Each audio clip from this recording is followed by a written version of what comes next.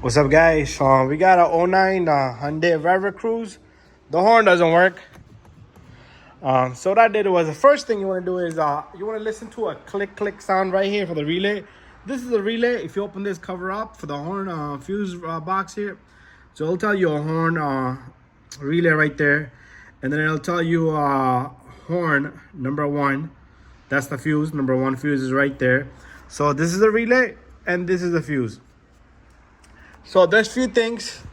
There's a horn switch here, but if you hear a click like this, that means you can put your finger on this and listen to this relay. If it's going click, that means your fuse is good, your horn switch is good, and your relay is good.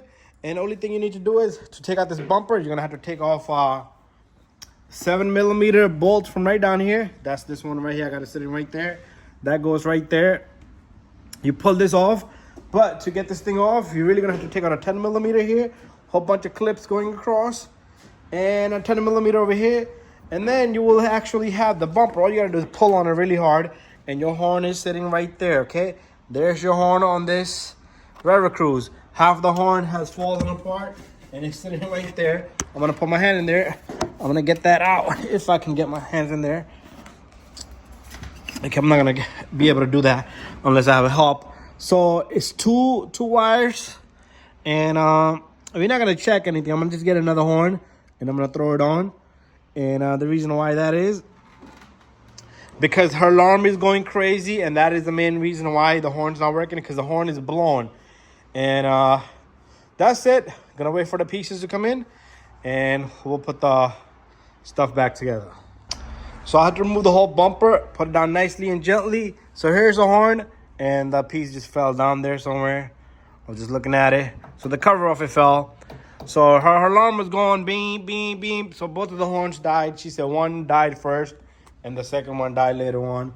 So I'm gonna change them both. It's 2-wire connector, so I'm getting some universal stuff, so I don't know what's gonna come in. But there you have it. Both of the horns are looking right at you to change. Okay, I got new horns for both sides. I'm gonna show you guys. But we got one little problem. This is a 2-wire connector, and the horn is universal. So what we're gonna do is we're gonna connect our test light on negative here. I'm gonna have my friend push the horn, but there's a green wire here. So what I'm gonna do is I'm gonna back probe the green wire, and go ahead, press the horn. Wait, I can't get a good connection here. Do it now. I still don't got a good connection. Do it now. Okay, I'm not getting a good connection here because I'm gonna have to probably use both of my hands. Okay, I'm probing the wrong spot. This is where I gotta be probing at. Okay, I'm back probing the cable. Go ahead, press now. There you go. You see my test light lights up? Do it. There you go. So that's positive, and the other one is ground. The dark color black cable. Okay, guys, he's gonna switch my cable to positive there. So this black cable here should be ground here. Let me see if I can get a good. There you go. You see that? Test light lights up and it turns off. So positive and negative, I'm gonna have to manually connect it. Same thing on that side.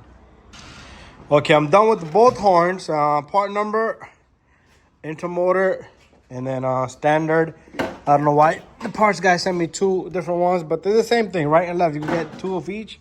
So what I did was I stripped the cable here because I don't want to destroy the connector, just in case you decide to go original. We got this soldered in. This is a connector there. And then same thing on this side. We're gonna press the horn, and this baby should be nice and loud.